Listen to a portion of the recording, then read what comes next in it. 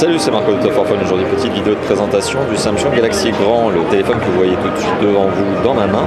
Alors, il a plusieurs particularités, mais je vais déjà commencer par la première, c'est que son design est typiquement celui des autres Samsung Galaxy, notamment S3 et Note.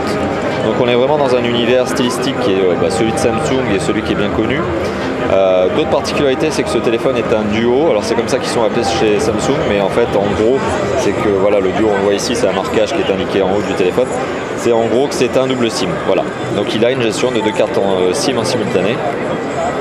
Alors petite spécification de ce téléphone, c'est que malheureusement pour le moment il n'est destiné qu'au marché Amérique du Sud, Afrique et Asiatique. Donc il n'est destiné que sur ces trois marchés, enfin en tout cas à être commercialisé que sur ces trois marchés pour le moment.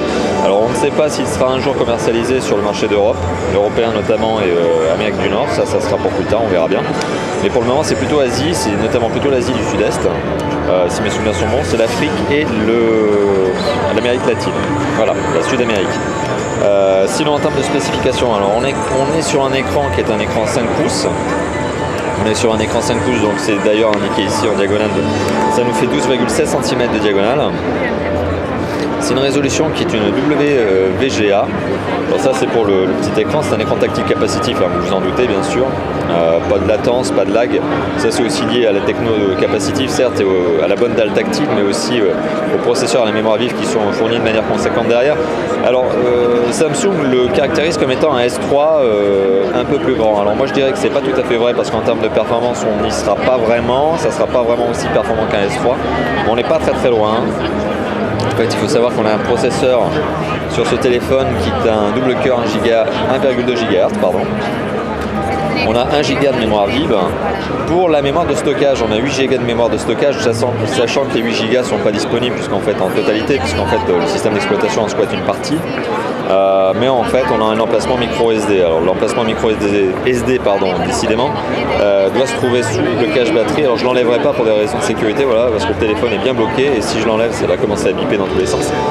Mais voilà, l'emplacement micro SD doit logiquement se trouver sous le cache batterie. D'ailleurs vous aurez remarqué qu'il y a bien un cache batterie et donc on peut accéder à la batterie et extraire cette dernière. Alors la batterie c'est d'ailleurs pour information 2100 mAh. Côté appareil photo, on est sur un capteur de 8 mégapixels avec flash LED. Vous aurez remarqué d'ailleurs un petit haut-parleur à côté, mais je vais revenir sur cet aspect de design d'ergonomie. Donc on est sur un capteur 8 mégapixels. Sur le frontal, on a une caméra pour la visio qui est une 2 mégapixels. D'ailleurs la caméra derrière, la caméra principale que je vous ai montrée, a deux particularités. Première, c'est qu'elle prend des photos très rapidement, donc il y a une rapidité de déclenchement assez importante. Plutôt rapide, voilà. Et l'autre c'est que il y a une fonction caméra HD 1080p. Voilà, donc on est sur quelque chose qui est pas trop mal en termes de capteur photo. Alors bon, après ça reste un capteur photo d'appareil photo, de téléphone, de smartphone. Donc l'ouverture n'est pas exceptionnelle et donc forcément on n'aura pas super beaucoup de lumière.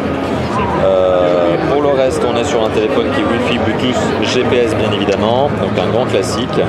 Et il est doté d'Android 4.1, sachant que Android 4.1 est tout simplement surcouché avec la fameuse surcouche habituelle Samsung qui est le TouchWiz. Voilà, donc on est dans du grand classique finalement. Si vous connaissez du S3 par exemple, eh bien vous ne seriez pas décontenancé par le Galaxy Grand. Alors je dis vous ne seriez pas, tout simplement, je le rappelle, ce téléphone n'est pas prévu pour le moment sur le marché européen. Est-ce que c'est dommage? Bon ça, on en reparlera justement dans les commentaires de la vidéo et dans les commentaires du blog. À vous de me dire. Voilà, donc merci d'avoir visionné la vidéo, à bientôt, ciao ciao.